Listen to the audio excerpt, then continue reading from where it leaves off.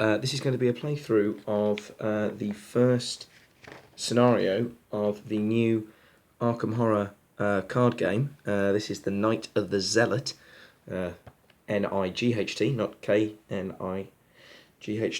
So the first scenario is part 1, The Gathering. Now, I haven't read all of H.P. Lovecraft's work, but I've read a fair amount of it, and most of it I find is written in the first person and more enjoyable that way. So I'm going to read the excellent fluff that comes with this game, but I'm going to change all the yous and yours into I's and my's. Okay, so here we go. And just so that you've got something to look at while I'm doing this, I'll hold Roland's card in front of the camera while I read you the fluff from the book to set up the campaign. Part 1, The Gathering. I have been investigating strange events taking place in my home city of Arkham, Massachusetts. Over the past few weeks, several townspeople have mysteriously gone missing. Recently, their corpses turned up in the woods, savaged and half-eaten. The police and newspapers have stated that wild animals are responsible, but I believe there is something else going on.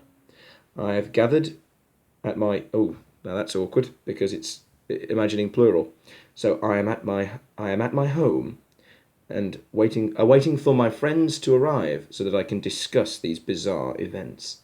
Then in the campaign book it tells me all the things I need to gather together, the sets I need to use, the cards I need to put to one side, etc, etc, etc. So, now, there's a couple of elements at the top here. I'm going to presume that not everyone watching this necessarily knows how to play. I'm not going to try and teach the game per se, but I am going to try and gather things in. Gather things in.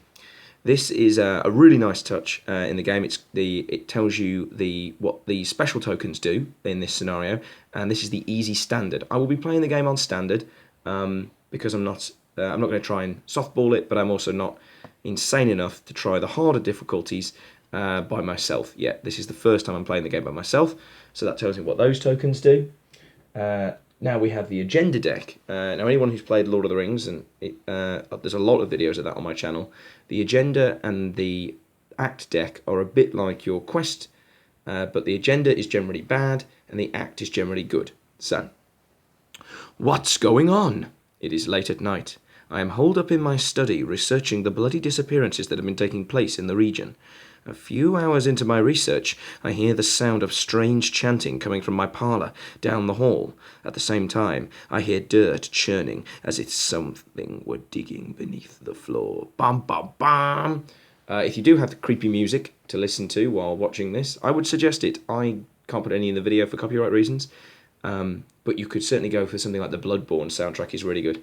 Now, the only rule aspect on this particular page is this down here. This is the horror threshold. This is the doom threshold, and if there are 3 or more doom tokens on the table, a common misconception, it's not just on the card, it's on everything on the table, then the agenda will advance, and that is bad, almost always bad. And we'll have to flip it over and go on to the next card after that. So, Act 1A, Trapped. As I leap to investigate, the door to my study vanishes before my eyes, leaving behind only solid wall. I'm trapped in my study until I can find another way out. Now again, rule-wise, the only bit that matters here is that this little guy in his hat means per investigator. So straight away, again, improvements from Lord of the Rings, they've learnt it needs to scale by the number of players. This means I need 2 clues per investigator in order to advance. And clues aren't just like, aha, a clue. It basically means like working things out, and you'll see an example of that later.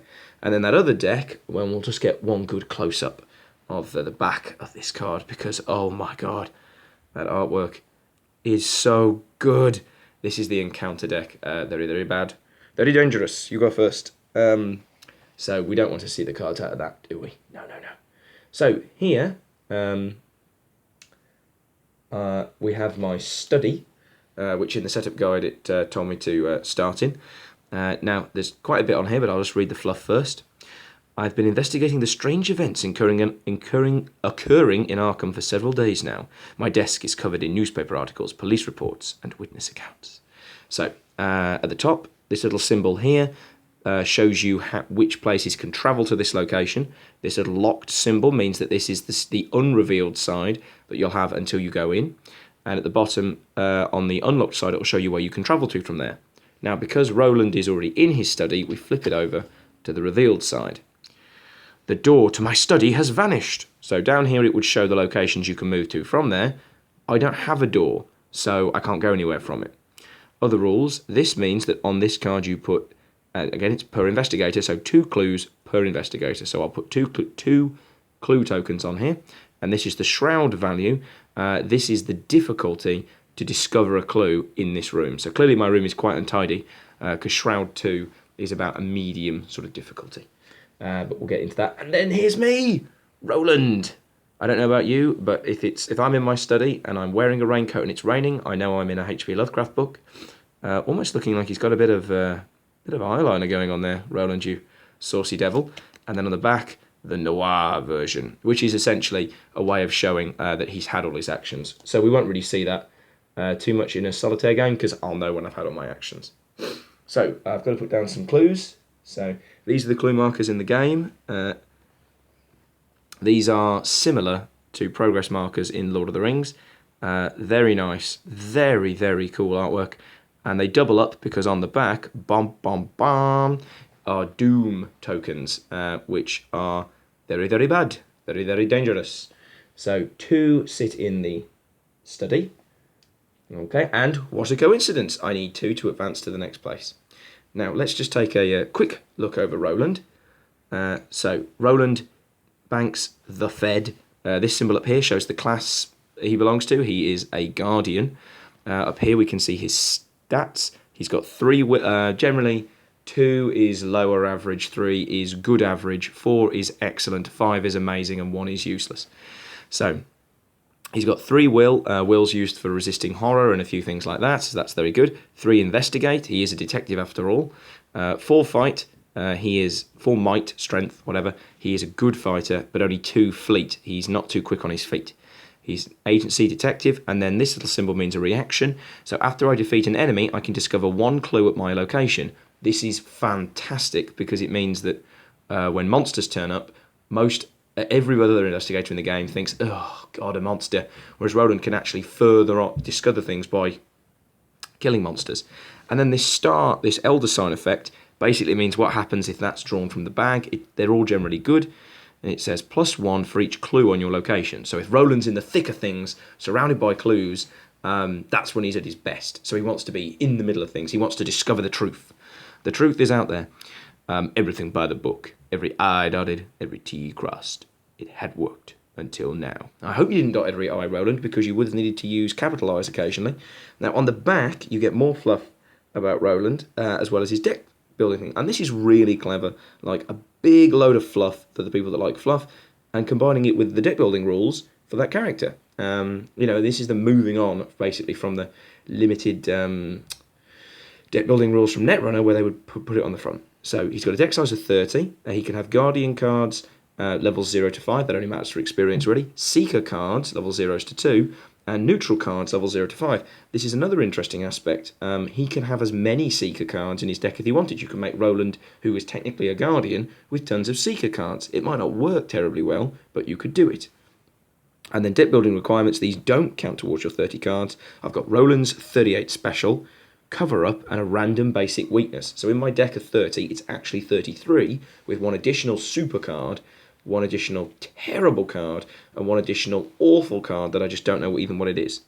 Roland had always taken comfort in procedures and rules. As an agent in the Bureau, he was relieved to have guidelines to follow in any given situation, but lately his Federal Agent's Handbook had been entirely unhelpful, yet given the cases he'd been assigned. Try as he might, Roland could find no mention of what to do when confronted with strange creatures, great gates through time and space, or magic spells. If he hadn't seen it with his own eyes, he would never have believed it, and there's no way his superiors would understand. Roland knew he would have to handle this one himself. Cue a gun cocking. This summer, Roland Banks. Oh, and as well, sorry, I forgot to point out, this is his health threshold. This is how much physical damage he can take.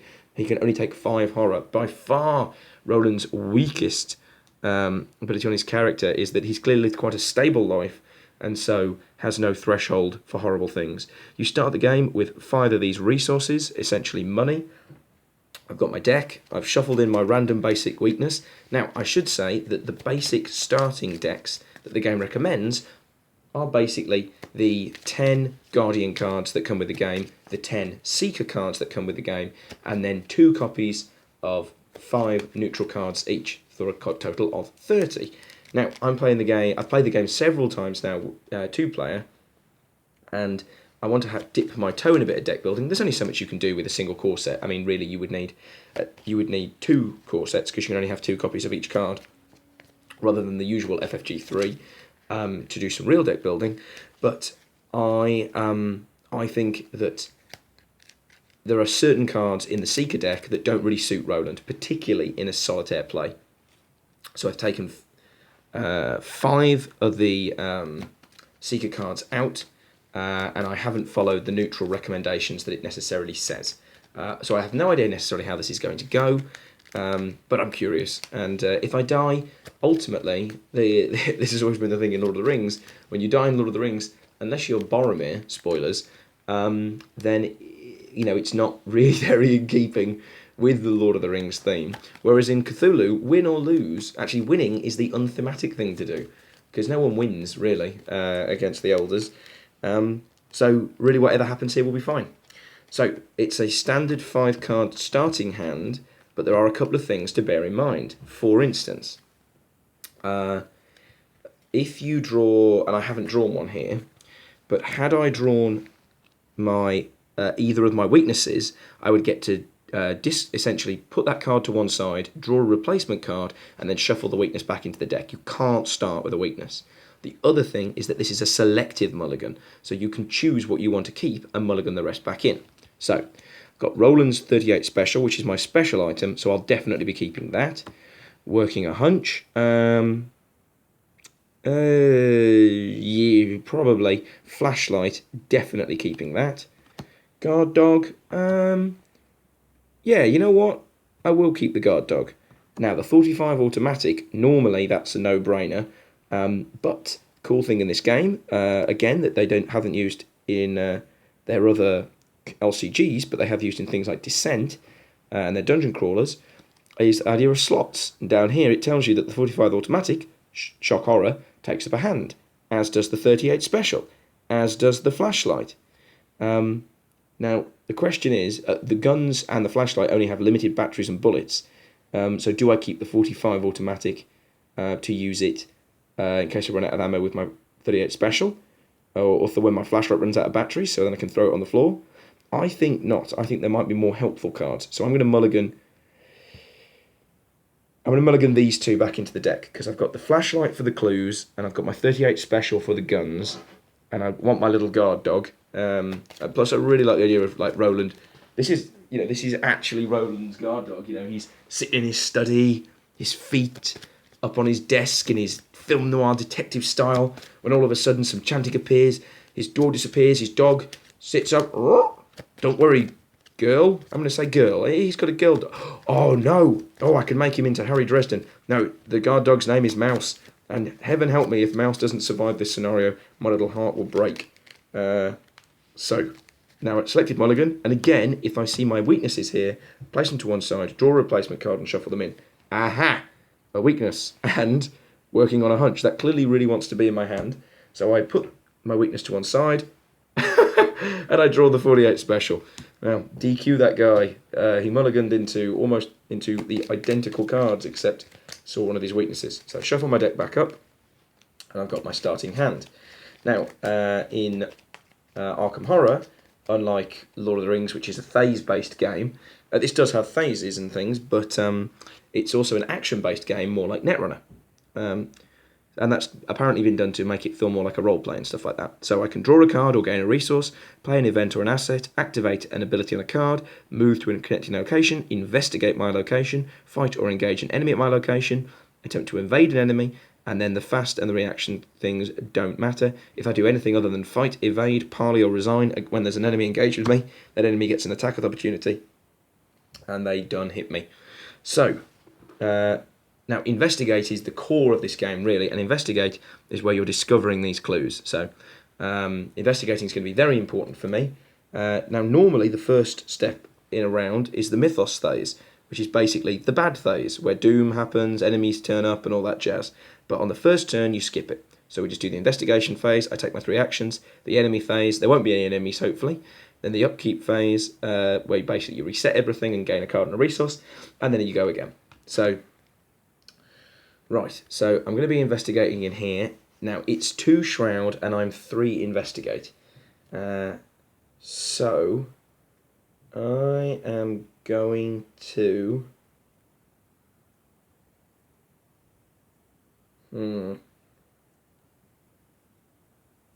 Now, there are several cards that could get rid of assets, which would be very bad. So, but needs must. So, Roland's going to reach inside his desk and pull out his trusty flashlight. Now, the flashlight uses a hand, as we said, 2 cost up there. This skill icon indicates that it can be discarded in a test to add 1 to an investigate check. And here it says, let's get a bit closer because I do really like the artwork on flashlight, actually. You have to make sure I say that right.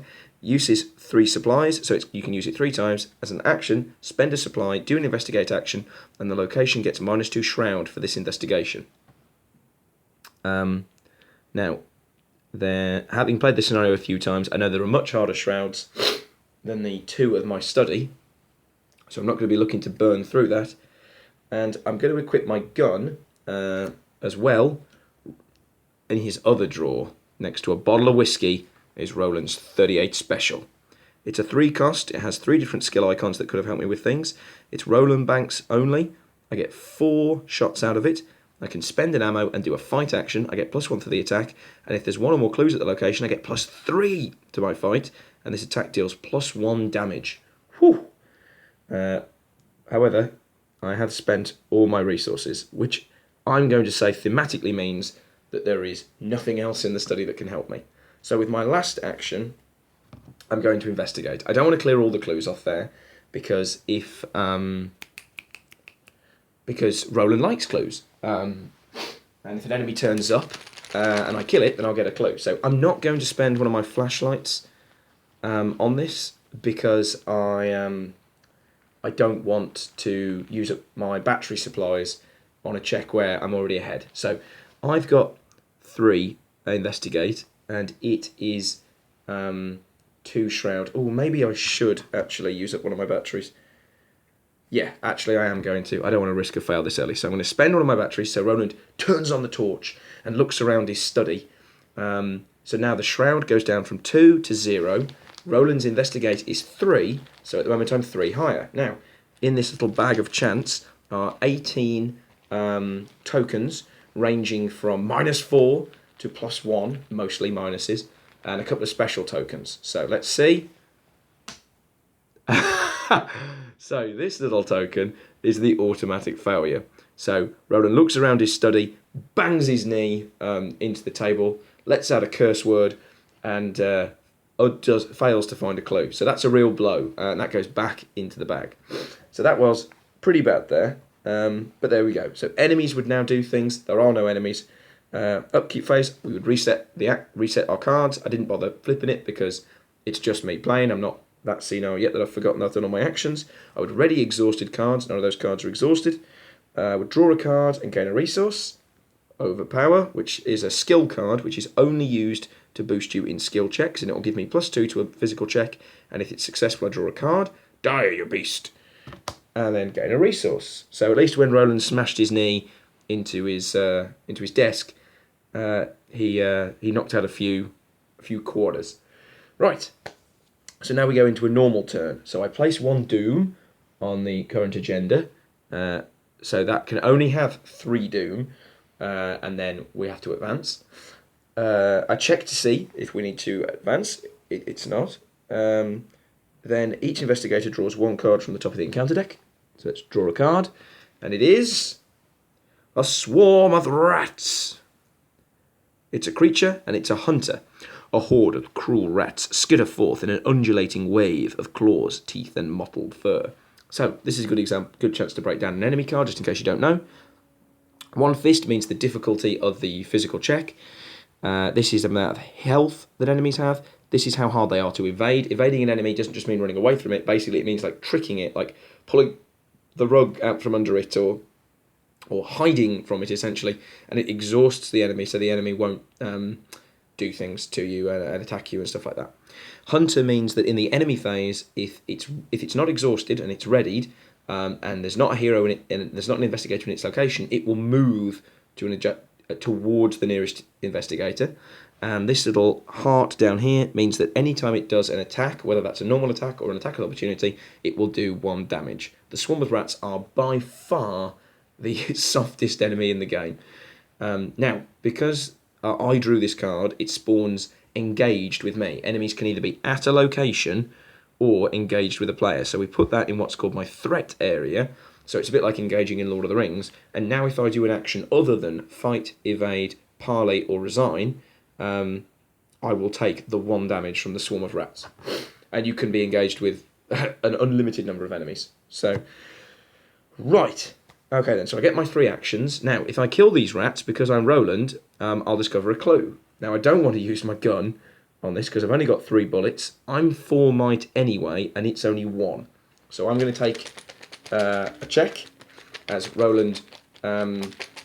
Here's a skittering and bursting through the AC. No, they wouldn't have had AC then. Bursting through the seams around where his door used to be. A swarm of rats comes at him. He picks up his dining room chair, smashes it on the rats.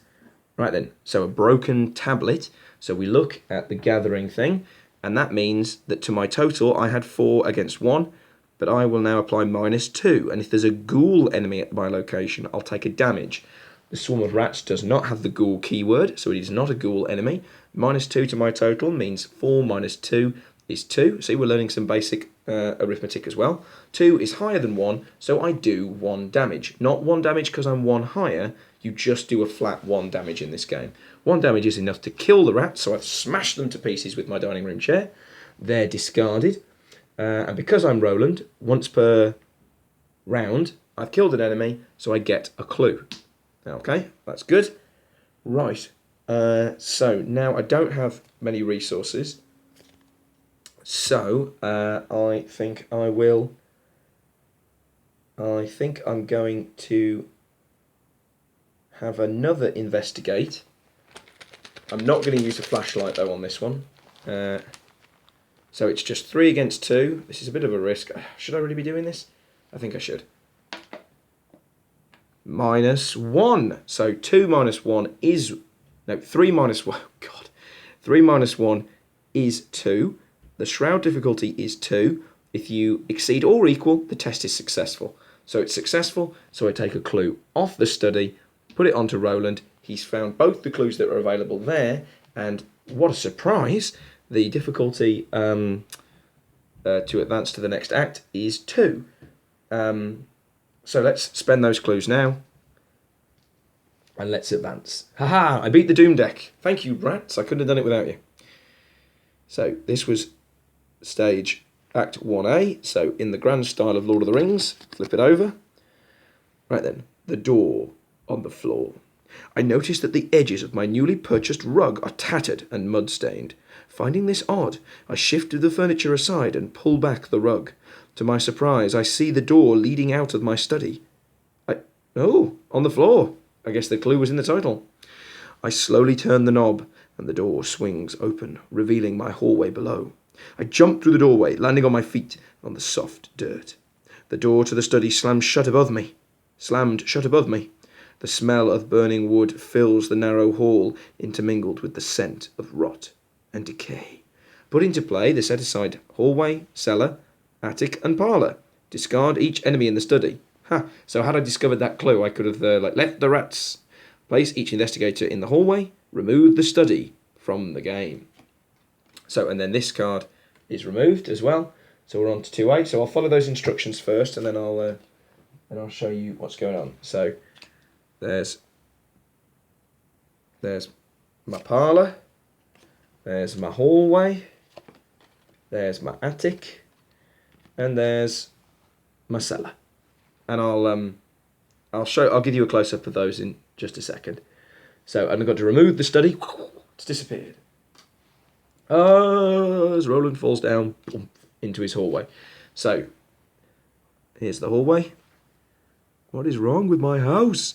A moment of panic and disorientation strikes me as I land upon the floor of the hallway. The world spinned as it turned on its head. Man, weird. So now let's open up the hallway. One shroud, 0 clues though. The walls of my house are splattered with mud, and my hardwood floor is gone, replaced with a dirt path. And it shows here that I can travel to the blue triangle, the purple cross, and the green diamond. Wouldn't you know it? The blue triangle is the attic, the purple cross is the cellar, and the green diamond is the parlour. Okay, so let's read our next act. So, Act 2A, The Barrier. A glowing barrier blocks my path to my parlour. As I moved towards it, intense heat forced me back. Picking up a handful of dirt, I tossed it at the barrier and watched in horror as the dirt incinerated. Perhaps there's something in the cellar or the attic that could have helped me. Objective: when the round ends, investigators in the hallway may, as a group, spend the requisite number of clues to advance, 3 per investigator. So, that means I've got to spend 3, and I've got to be in the hallway to spend them. So, I've got to find some clues. I've got 1 action left, because I did fight, investigate, succeeded on the investigation. So with my last action, I think I'm going to take another resource, because I've got quite building up cards in my hand, and I might need some more gear, even though I've got a flashlight in one hand and a gun in the other, like every true adventurer in a Cthulhu novel. Although I should probably have my Will and Testament in my other hand. So, end of the round, enemies would do their things, cards would refresh, I get a card and a resource. Guts, another skill card. This one's used for mental checks, which isn't something I'm going to use to have too much, but occasionally you're not just going to be doing the tests you want to do. And a resource. Found a couple of bucks on the ground. And then, then next round, 1 more doom. And then we check the threshold. No, it doesn't need to be. Oh, very appropriate. So from beneath the dirt floor, grasping hands. So this is a treachery card, very similar to your treachery cards in Lord of the Rings. It just means something happens. So revelation means when revealed. Test fleet, and that 3 means that's the difficulty. For each point I fail by, take a damage. Decaying hands rise up from below and grasp and claw at my ankles. So, I have got 2 fleet, which is bad, because I'm already failing by 1.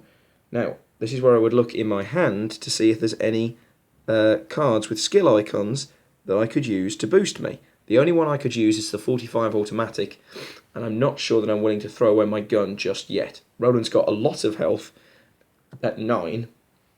So, do you know what, Roland? You are just going to have to bite the bullet here. So, at the moment, it's a 3 difficulty check, and I'm 2. So, I'm already 1 under. The hooded cultist. Let's consult the gathering guide to see what that does. Oh no, -1, and if I fail, take a horror. Alas, so that's -1, which means I'm 1 fleet against 3 difficulty, which means I failed by 2, so I take... Which means I fail by 2, so I take 2 damage, and because of the cultist result, which is one of the worst results I could have got there, I also failed the check, so I also take a horror. So I have 7 health left and 4 horror left. How horrible. Right then. So that wasn't good. Okay. Now, Roland, they see me rolling. They hating. So Roland is going to head... having played this scenario, I actually know what's occurring. But let's have a look. Let's read the fluff on these, on the attic and the cellar. Because I think I'm going to go to the attic. The scent of rotten meat assaults your nostrils as you approach the attic stairs. Rotten meat in the attic? Roland must investigate. So Roland moves to the attic, because it's an adjoining location, as dictated by the hallway card. We flip the attic. Bum, bum, bum. This isn't how I left my attic. It's 2 clues per investigator, and 1 shroud. Forced. After you enter the attic, take a horror. The bloody carcass of the malformed beast swings from a meat hook chained to the ceiling. Blood drains slowly from the carcass, dripping into a small barrel. And down there at the bottom, victory 1, which means once this is cleared of clues, at the end of the scenario, I will get an extra victory point, which are experience points. So it is in my interest to clear it, and it's only shroud 1, and it only links to the hallway. So put it there. 2 clues go onto the card. Oh, and Roland must take a horror, which means he only has 3 horror left before he is driven insane. Great news, everyone. I'm mad. So let's do an investigate, Roland, because we've got to solve these problems. So second action, we do investigate. I'm 3 investigate. It is 1 shroud. I'm not going to boost. So 3 against 1. Oh, good lord. There is actually only 1 of these tokens in the bag. There's only 1 Elder Sign token as well, but I'm not seeing that one. Right. Okay, let's investigate again.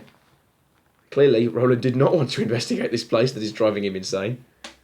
The skull, which is not... Don't worry, kids. Are we the bad guys? No, skulls are bad, but they're not necessarily as bad as tentacles. There's a life lesson. So there's the skull. Let's find out on the scenario guide what that means. It's minus X, and we're doing algebra and arithmetic, where X is the number of ghoul enemies at my location. There are no ghouls that I can see here, so that means minus 0. So that's my 3 investigate against 1 shroud, which means I nip a clue. So that's 1 of the 3 clues I'll need. And I'm glad that there's still a clue here, because now if an enemy turns up, I can shoot him in the face and gain that other clue. Right, reset, enemies react, there aren't any enemies, draw a card and gain a resource. Oh, a knife, a surprisingly good card. And I have to say, the guy on this card does remind me slightly of a chubbier Robert from Team Covenant. But he does look like such a badass in that picture. But yeah, the knife is just, it doesn't look like much. But that +1 fight, that's the same plus that my gun is giving me without clues, and there is no ammo in a knife. And you can discard the knife for like a super stab. I always imagine that like you're throwing the knife or something, which is super cool. Unfortunately, my hands are full, but it does mean that if my gun runs out and I can't afford my 45 special, I could always use my knife.